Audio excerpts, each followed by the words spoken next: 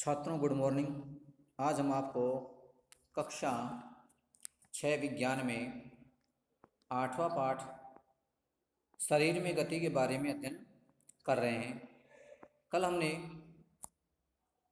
कंकाल तंत्र के बारे में पढ़ा कि अस्थियों का वह ढांचा जो हमारे शरीर को एक निश्चित आकृति एवं आधार प्रदान करता है वह क्या कहलाता है? कंकाल तंत्र कहलाता है।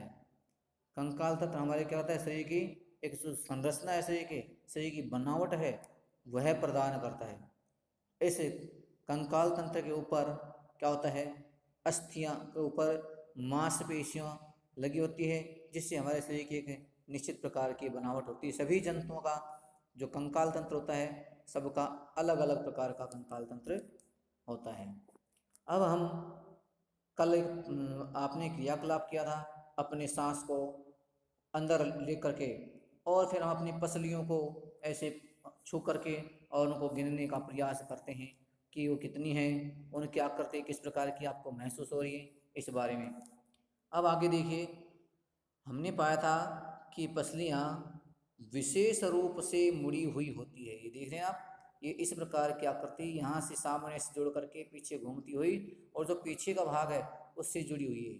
पीछे जो आपकी रीढ़ की हड्डी है यहाँ से निकल करके आती है और यहाँ आगे तक आती है। इस प्रकार की आकृति इस प्रकार सी प्रकार की आकृति होगी इधर से, और सी प्रकार की उल्टी सी की आकृति और सीधी इस प्रकार की आकृति आकर के और आगे एक संरचना बनाती है। इस संरचना के अंदर ये आपका पसली पिंजर है ना, इस पसली पिंजर के अंदर ही क्या रहता है? इस पसली पिंजर के अंदर हमारे फेफड़े हैं और हमारे हृदय है वह इस पसली पिंजर के अंदर ही पाया जाता है। यानी इस कठोर अस्थियों के बीच में हमारे जो कोमल अंग है हृदय और आपकी हृदय और दूसरा फेफड़े, ये दोनों इसके अंदर ही सुरक्षित रहते हैं।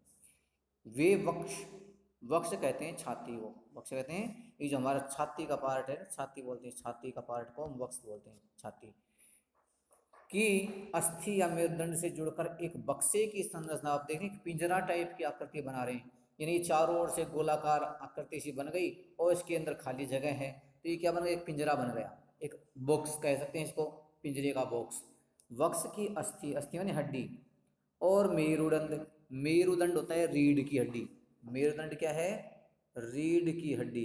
रीढ़ की हड्डी जो होती है जो ऊपर से नीचे तक की आती है इन्हें क्या कहते हैं? मेरुदंड कहते हैं। जो पीछे का ये पार्ट आपको दिखाई दे रहा है ना, ये वाला भाग है, ये क्या है? ये मेरुदंड है, जो पीछे का पार्ट है जो आपकी गर्दन से लेकर और पीछे की साइड में कूल्हे के अंतिम सिरे तक ये पहुंचता है। और इसमें विभिन्न ज्वाइंट है, ज्वाइंटों के कारण हम थोड़ा सा कमर के जो आप झुकते हैं आगे या थोड़ा पीछे झुकते हैं तो ये इन ज्वाइंटों के कारण थोड़ी लचीली होने के कारण आगे पीछे हम मुड़ सकते हैं। तो इसमें क्या होते हैं? जहाँ भी जोड़े ये जितने कशेरुकाएँ हो, छोटी छोटी कशेरुकाएँ होती हैं उनसे मिलकर हमारी रीढ़ की हड्डी बनती है। मेरुदंड से जुड़कर एक बक्से की रचना करता है। क्या करता है? एक बक्से की रचना बनाता है ये। इस शंकुरूपी बक्से को पसली पिंजर कहते हैं। इसे बक्से कहते हैं पसली पिंजर कहते हैं, जो शंकु के रूप में नीचे से, शंकु कैसा होता है आपने देखा होगा, शंकु इस प्रकार की आकृति का होता है। शंकु आपने छठी क्लास में मैथ में पढ़ा होगा, शंकु 5वीं में पढ़ा होगा, इस प्रकार की आकृति है, शंकु की आकृति है। शंकु, घन, घनाभ और त्रिभुज, चतुर्भुज, इस प्रकार ये शंकु की आकृति, जो एक कैप आप ओढ़ते हैं, कैप पहनते हैं, कैप की तरह से की आकृति होती है। यानी ऊपर से तो ये कैसा होता है? पतला होता है और नीचे की साइड से चौड़ा होता है, इसलिए इसको कहते हैं शंकु। शंकु रूपी बक्से को पसली पिंजर कहते हैं और वक्ष के दोनों तरफ 12 पसलियां होती है। कल आपने कहा था इनको गिन के देखें हम, तो आप गिनेंगे तो इनकी संख्या कितनी आएगी? इनकी संख्या आएगी दोनों तरफ 12 है। 1 2 3 4 5 6 7 8 9 10 और 11 12, पीछे से 2 लगा देते हैं तो 12 आपके जाती। यहाँ से देखिए, पहली 1, दूसरी 2, तीसरी, चौथी, 5वीं, छठी, 7वीं, 8वीं, 9वीं, 10वीं, 11वीं और एक पीछे नीचे जो सामने ये दिखाई दे रही है, ये ऊपर से ये 12वीं। 12 दाईं साइड से, 12 बाईं साइड से। इस प्रकार कितने वक्ष के दोनों तरफ 12 पसलियाँ होती है, और ये सामने से इस प्रकार की जुड़ी हुई है जो आपके शंकु के आकार से, और पीछे जाकर के ये मेरुदंड के साइड से जुड़ी हुई होती हैं दोनों। हमारे शरीर के कुछ महत्वपूर्ण अंग इनमें सुरक्षित रहते हैं। महत्वपूर्ण अंग कौन कौन से आप जानते हैं? सबसे मुख्य हमारा हृदय है, जो शरीर को ऊर्जा की आपूर्ति करता है, रक्त का परिवहन करता है, ऑक्सीजन का परिवहन करता है, कार्बन डाइऑक्साइड का परिवहन करता है, भोजन का परिवहन करता है, अपशिष्ट पदार्थों का परिवहन करता है। ये सब परिवहन किसके माध्यम से होते हैं? ये सब परिवहन या इन सब पदार्थों का आदान प्रदान इस हृदय के माध्यम से होता है। अपशिष्ट पदार्थों को शरीर से बाहर निकालने के लिए जो उत्सर्जित पदार्थ हैं वो रक्त के माध्यम से उस स्थान पर जाए जाते हैं जहाँ इनका शोधन होता है, और वहाँ पर अपशिष्ट पदार्थों को अलग कर दिया जाता है।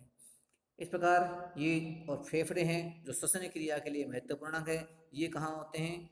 ये इस डायफ्राम के अंदर, इस पसली पिंजर के अंदर सुरक्षित रहते हैं। अपने कुछ मित्रों को बिना घुटने मोड़े झुक करके अपने पाँव हाव की अंगुलियों को छूने को कहिए। वो घुटने को नहीं मोड़े, ये जो आपके गोडे होते हैं ना, इनको बिना मोड़े अपने हाथों की उंगलियों से पाँवों की उंगलियों को छूने का अभ्यास करें।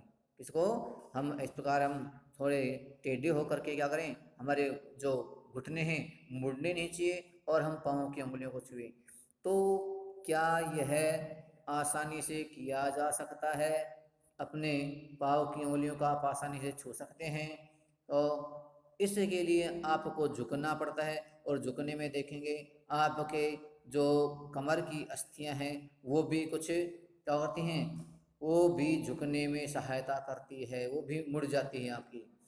तो देखेंगे छूने पर क्या यह चिकनी समतल या अक्कड़ है। पाँव की उंगली को छुएंगे तो ये छूने पर चिकनी समतल अथवा अखंड है। अपनी अंगुलियों को अपने मित्रों की गर्दन से प्रारंभ करके और उसकी पीठ के नीचे की ओर लाएं। क्या करते हैं जो मित्र हैं वो क्या करें, अपनी उंगलियों को अपने मित्र की गर्दन से, ये जो ऊपर का भाग है ये गर्दन वाला भाग है, कौन सा है? गर्दन वाला। यहाँ से शुरू करके हम इस पर उंगलियां को हम फेरते हैं, ऊपर से नीचे साइड इसके सारे लाते हैं, तो आप देखेंगे कि इनमें एक प्रकार की एक लहरनुमा एक संरचना, इस प्रकार एक ऊपर एक नीचे प्रकार की संरचना आपको दिखाई देगी, महसूस होगी।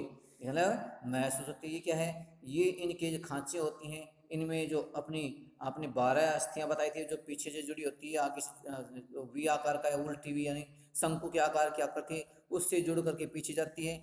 इनमें कुछ ज्वाइंट होते हैं। क्या होते हैं? ज्वाइंट। और ये कितने होती है? 33 यानी 33 कशेरुकाएं होती हैं, जिनसे मिलकर के आपका ये मेरुदंड बनता है। ये छोटे छोटे टुकड़े हैं, और इनके अंदर क्या है, थोड़ा ज्वाइंट होने का ये थोड़े से घूम जाती है, बिल्कुल नहीं घूमती है, केवल कुछ डिग्री तक ये घूम जाती है। हम अनुभव की गई हमारे द्वारा अनुभव की गई जो संरचना है वह मेरुदंड है। ये जो आपको चित्र दिखाया गया है ये क्या है? मेरुदंड का चित्र है। मेरुदंड नहीं, रीढ़ की हड्डी का चित्र है। किसका है ये? रीढ़ की हड्डी का। यह अनेक छोटी छोटी अस्थियों से बना है। अब देख रहे हैं इसमें कितनी छोटी छोटी क्या है, ये अस्थियां हैं, अलग अलग टुकड़े हैं इन अस्थियों के, और इन अलग अलग टुकड़ों को जोड़ करके बनाया गया है, जिन्हें क्या कहते हैं? कशेरुकाएं कहते हैं। ये जो छोटे छोटे टुकड़े हैं ये 33 टुकड़े हैं, और इनसे मिलकर के हमारी रीढ़ की हड्डी या मेरुदंड कहते हैं।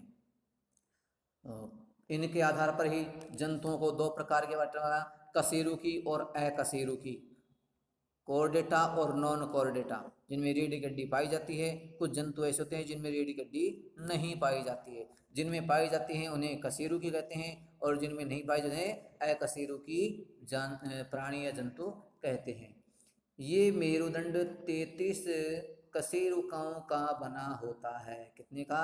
ये जो भी बताया आपको, ये छोटे छोटे से आपको टुकड़े टुकड़े से इसमें दिखाई दे रहे हैं, ये 33 हैं। इन कशेरुकाओं से मिलकर के आपका मेरुदंड बनता है।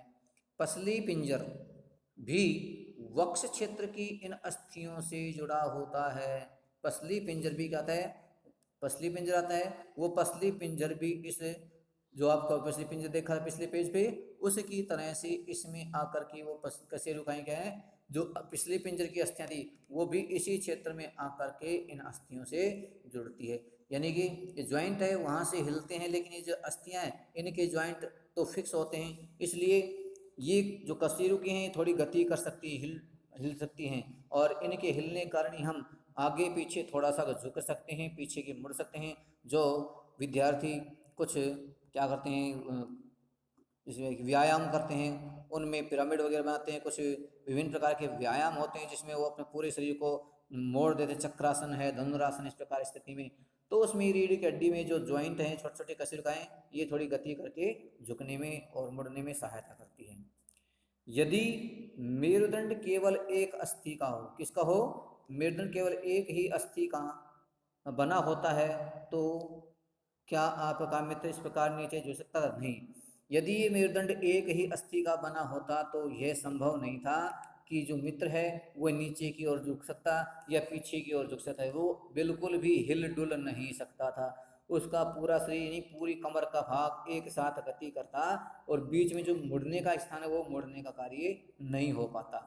अपने मित्र को खड़े होकर हाथों से किसी दीवार को धक्का लगाने के लिए कहते हैं, तो आप देखेंगे क्या वो धक्का लगा सकता है? धक्का तो लगा सकता है, प्रयास कर सकता है, लेकिन वह क्या करता है, उसे अपने हाथों दीवार पर धक्का देने के लिए कहते हैं, तो वह दीवार पे धक्का तो लगाता है, लेकिन धक्का लगाते समय उसकी जो अस्थियां हैं, कंधे की अस्थियां कुछ बाहर की साइड में उभर जाती है। जब बल लगाता है तो अस्थियां कहाँ जाती है, बाहर की साइड में निकल आती है। इस प्रकार इस ये जो आपकी कसीर मेरुदंड है, इस में ज्वाइंट के कारण व्यक्ति आगे पीछे झुक सकता है। छात्रों, आज का अपना ये मेरुदंड का टॉपिक कंप्लीट हुआ। इसके पश्चात हम अगला टॉपिक कल अध्ययन करेंगे। धन्यवाद।